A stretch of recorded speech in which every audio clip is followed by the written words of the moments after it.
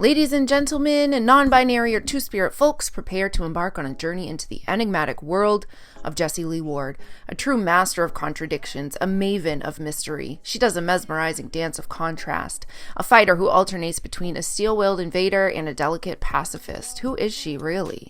We might never know, for her facade is a fortress built by claims of an alter ego, laced with a never-ending, uninterpretable dance of back and forth and everything in between. Our leading lady, a self-proclaimed multi-level marketing genius and the people's mentor, has charmed the masses and amassed a great following that has led to millions of dollars of alleged wealth, real estate, brick-and-mortar entities, liquidity, and investments. Enter a group of anti-MLM Avengers lurking in the digital shadows like a motley crew, united by disdain and a search for vindication. From the scandalous streets of TikTok to the dark alleys of YouTube, these courageous voices shout, "Scam alert!" Their content spreading through the virtual streets through platforms like Discord and Patreon, fueled by umbrage and revelation. And then a bombshell drops. This millionaire MLM mogul reveals a stage 4 cancer diagnosis. Suddenly, but only shortly, the chatter quiets and the MLM world seemingly tilts on its axis. Skeptics raise an eyebrow, cynics cry foul. Is it a genuine twist or a shrewd play in the grand theatrical? The crowd goes wild. A captivating circus of content commentary erupts over our leading lady's decision to treat her cancer holistically. There are many allegations about pseudoscience and misinformation, but it gets even deeper than that. Suddenly, it's a world where every creator believes they've secured an all-access pass to dissect, dismantle, and decode the life of Jessie Lee. A parade of self-appointed experts march through the barely open doors of personal lives, armed with opinions sharper than a sword. At times, it's like watching a soap opera, only more relative. The lengths they will go, court filings, legal documents, and hidden corners of the internet, no stone remains unturned in their relentless quest to expose the unknowing victims of their target. From critiquing her video quality to questioning her relationship with her mother, nothing is safe.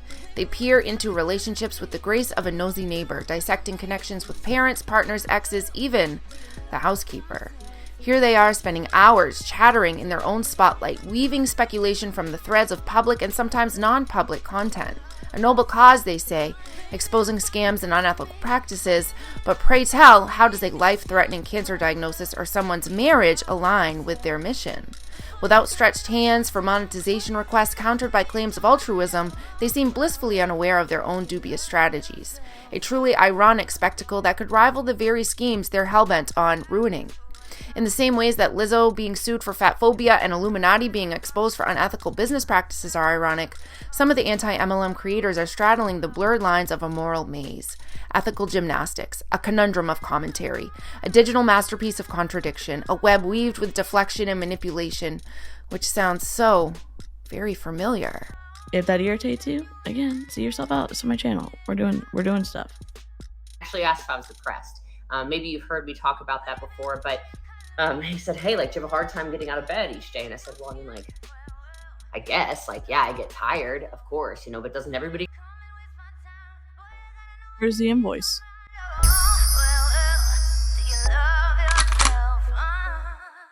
Welcome back to the Rebirth Show. I wish I was here with a more pleasant subject for you, but we are going to get into some incredibly sticky territory. Just a blanket warning, we will be chatting about some sensitive content like cancer, disability, medical stuff. So lately I have been seeing too much of one thing on the internet. I've been seeing far too much of Jessie Lee Ward's face. Sure. Well, what have you heard? But this is not what you think. I am actually not here to react to one of her lives and call her out for questionable content, her questionable marketing tactics. Was she on the trip? Because I think I was on the trip, but I don't remember her being on the trip. Or to theorize about her new relationship. Yeah, her bottle was just fine. Thank you for asking. I'm actually here today to defend the one and only Jessie Lee Ward. I also find it interesting that these people have to use my name in order to get any views. And I never thought I would say that. If you don't know JL or Jessie Lee, JL for short, let me give you a quick summary. And this is what I know of her. She's a top network marketer and also a business coach.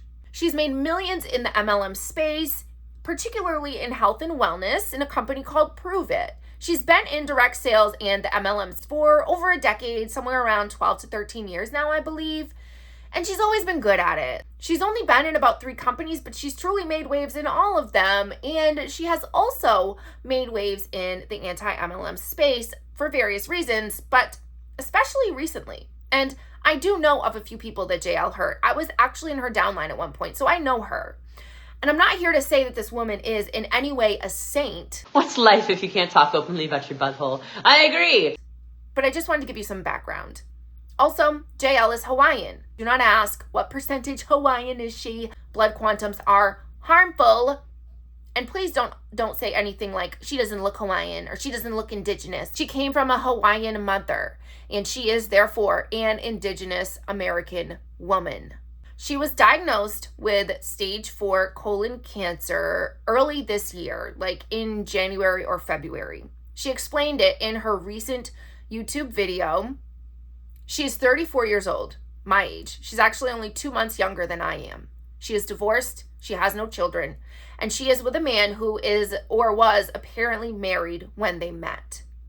He does have kids, and there's been a lot of controversy surrounding that, and I will admit I got pulled into that controversy at first, and then I took a good look around and I said, I think I'm just letting people's opinions and narratives and rhetoric get in my head. I took a step back from social media and I started thinking we shouldn't be talking about their relationship at all. Like, what is going on here? This doesn't feel good.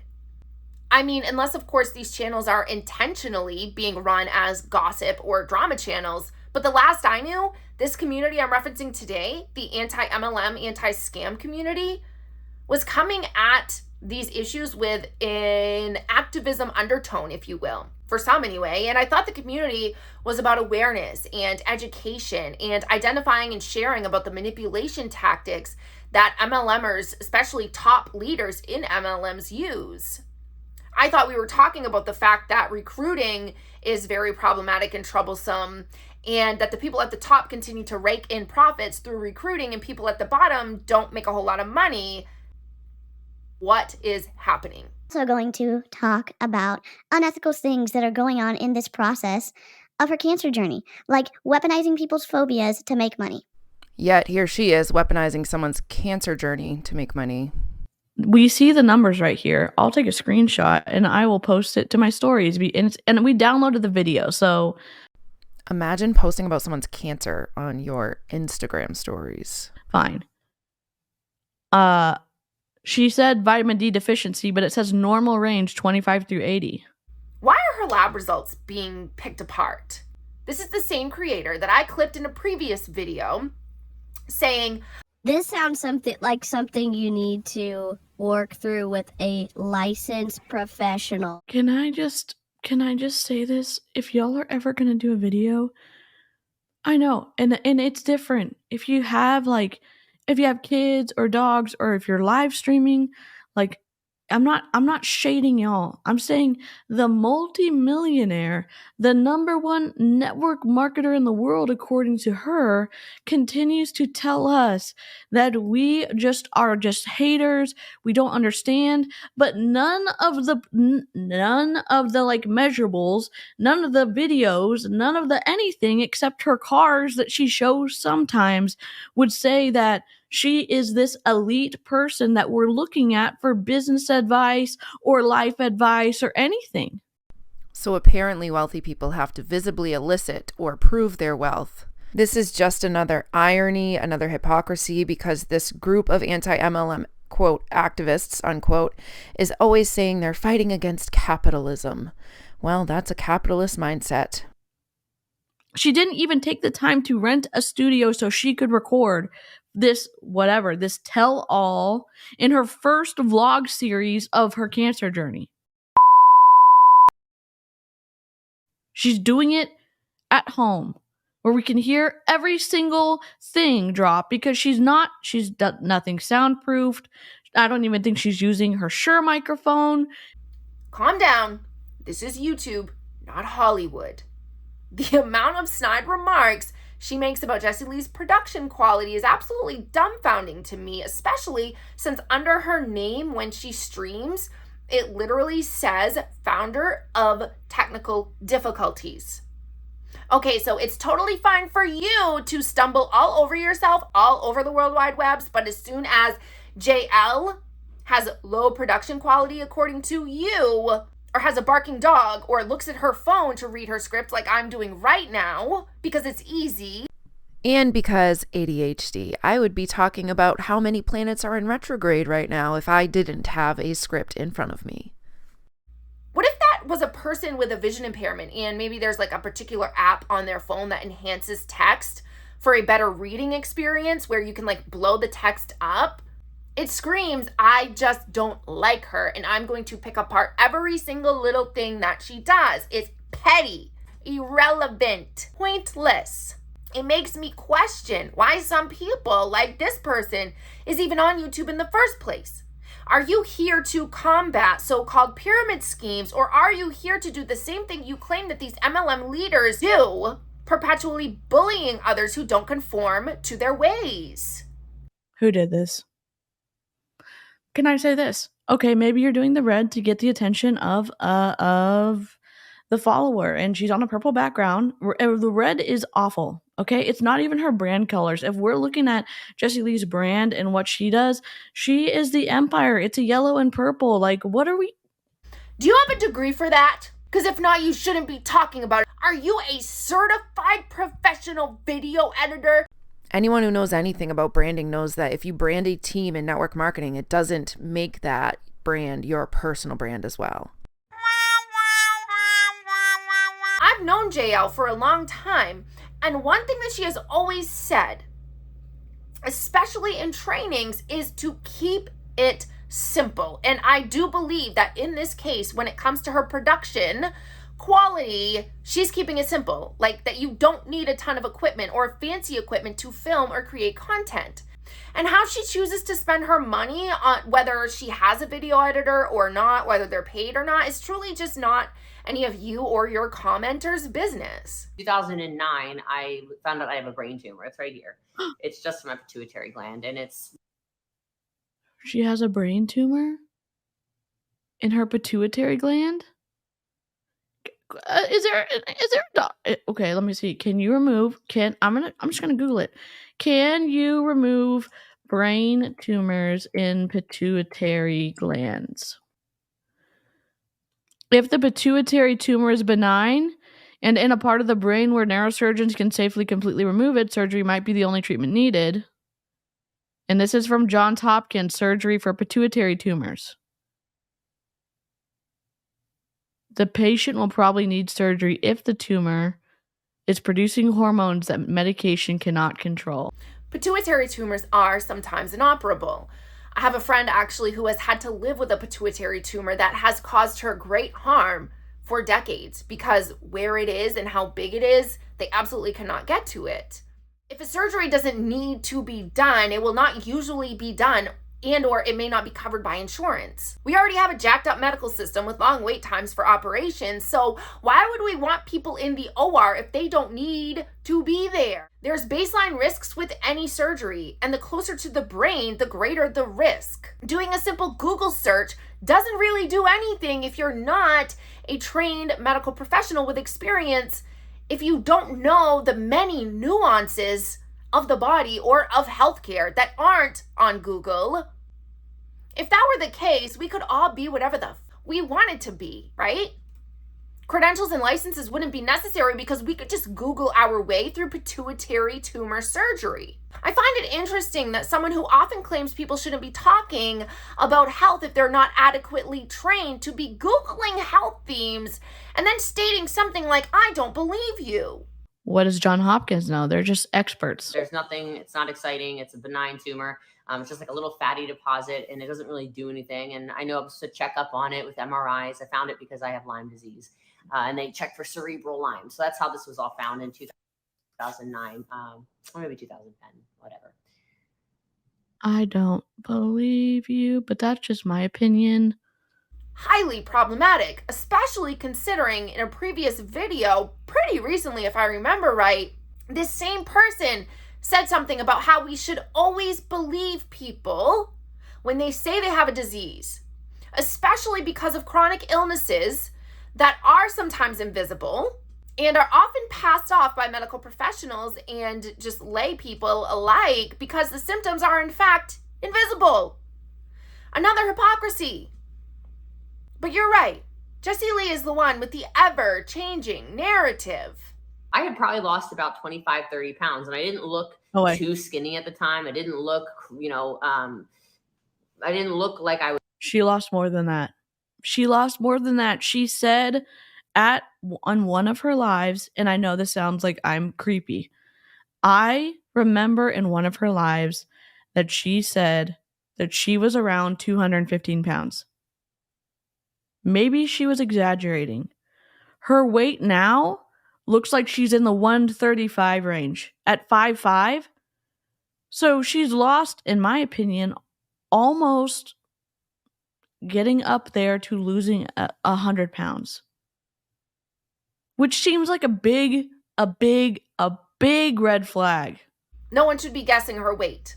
People shame big bodies just as much as people shame big bodies that have lost weight. You're too skinny now. I've experienced it multiple times.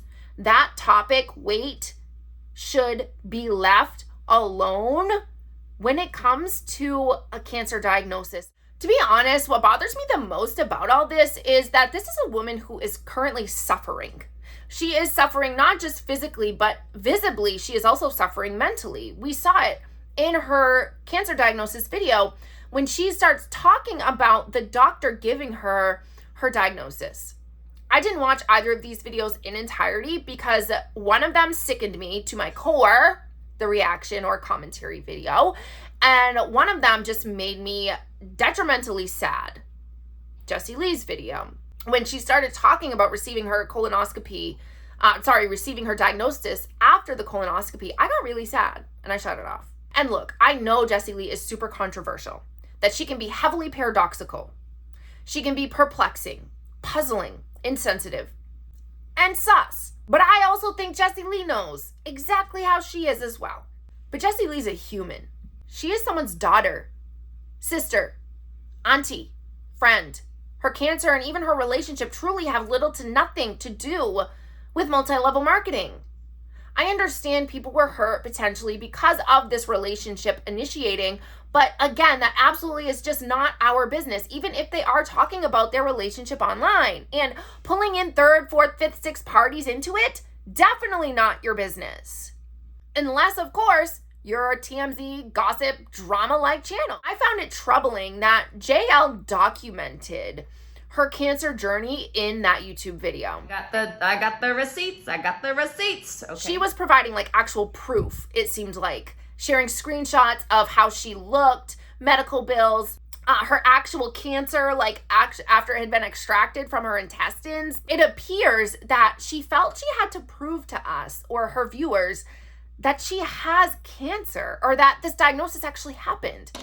Like, imagine being my age, 34 years old, and someone telling you have freaking months left on this earth. He won't even look me in the eye. He's talking to me like this. So he's talking to me like this, and he's like, yeah, this is not good. This is not good. You know how serious it is? This is not good. He goes, so you have about 6 months to live, 8 months to live. If you do, he's like, if you do, not looking down, like this. 6 months to live, 8 months to live. If you do Folfox and Avastin, really intense, no quality of life, maybe I can get you to live 2.5 years. I sincerely cannot imagine. Like, what kind of is this? What kind of world are we living in if a woman cannot even have cancer peacefully? I've made a few videos about this concept before, how as anti-MLM activists or creators, there should be much more focus on the institution of MLM and not the women of MLM. I see them as victims just the same as the people at the bottom who aren't making money, talking about leaders. Because when you get to a certain point and you are making a certain level of income, You are deeply ingrained at that point, and you can no longer see what everyone else around you may be seeing. Your judgment is clouded. We know that she has talked about growing up in poverty, and if someone is a victim of poverty early in life, they may have more of a money complex than someone who maybe didn't grow up in poverty, which could possibly drive that person in a different way. It could make them want to have an overwhelming abundance of money at all times as an adult for the feeling of security that money may provide for them. In better terms, what I'm trying to say is Jessie Lee has never been void or immune from the indoctrination that happens to every single human that enters the MLM space. Now, some people recognize and get out sooner than others. She still may not recognize it. The structure is what needs attacking in these cases, not the humans within it. Imagine that everything you did down to the diagnosis of cancer, the weight of your body, your health, your relationship, everything. Like, imagine if every single thing that you posted was being called into question. Imagine if you felt like you had to prove that you had cancer. Imagine feeling as though you had to show pictures of clots coming out of your hoo-ha. Imagine treating your cancer in the way that you saw best fit, potentially because of traditional cultural beliefs.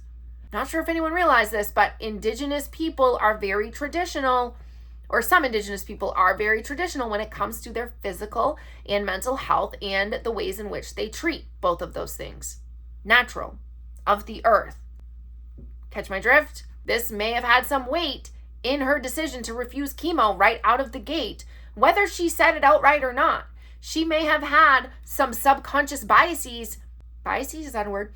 Because of how she was raised culturally. This is in no way sharing what I would do or my opinion on what she's doing or on the situation as far as medical beliefs, but I will say it's truly egregious to believe or imply that JL has so much power and influence over her audience that they would say or think Jessie Lee didn't do chemo, so I'm not going to. I mean, maybe people look at their parasocial relationships a little bit differently than I do, but I would never base any medical decision on what any influencer that I follow does, especially when it comes to a life-threatening disease like cancer. This group often talks about misogyny and internalized misogyny and all the ways that it comes out and all these things, very, very woke culture, right? If you're gonna be woke, you have to actually know what that means. Let's stop leaving Indigenous women out of the conversation. Let's stop not considering Indigenous women in the conversation, and let's educate ourselves enough so that we think of them when we say things.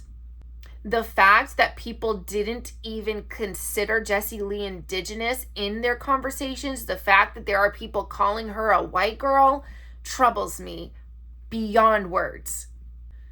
And this is not a blanket statement, by the way, because there are some incredible anti-MLM content creators who also do activism work.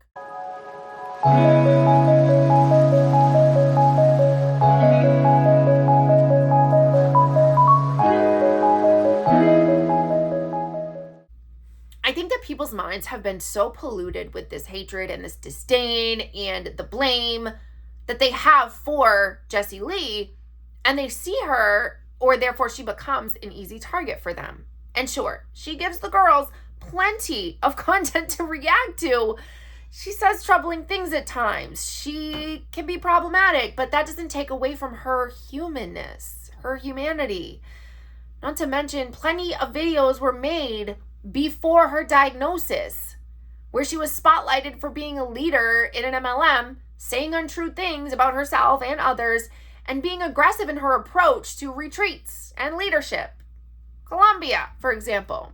I mean, we do realize that YouTube is an evergreen platform, right? So like when you post a video, it exists forever. We know that, right?